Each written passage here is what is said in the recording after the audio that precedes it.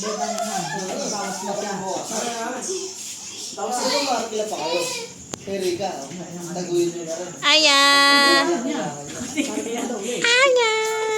Ibabalik ka na. Sa second floor, lahat ng bakal. Eh, paano kung bumagsak yun? Ayos yung yung pala na kung bumagsak na kawawi na sa bakal. Nalalakad yan. Eh, ako, sa mga na yun. Ay, yun yun. Ay, yun yung mga post. Ayun na, wala. Gagawin niya.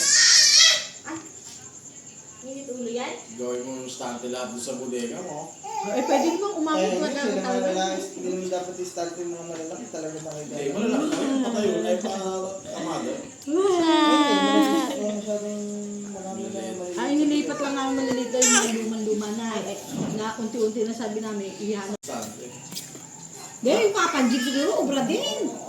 Kaya makikitid naman yun eh. Sabagay. Matatasan mo na lang yung Kasi sila din kami, puro stante. Kasi daw, mas marami silang Nailalagay. Oo. Kaya lang, sa lansa nila yung ano. Eh, hindi, yun ang iyayakap ko doon eh. Ah, Kaya nga, paleta ang kailangan para patungan ng paa nila pag naliligo. Kasi tubig, ano yun, lupa. pag-aayos ng CR din eh. Gano'n. Napakala naman siya, eh, lamay siya. Aya!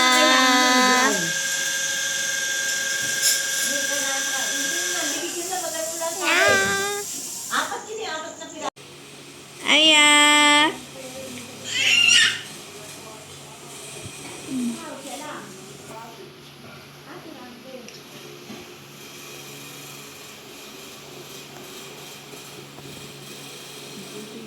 Bakit na dapat mo na kung di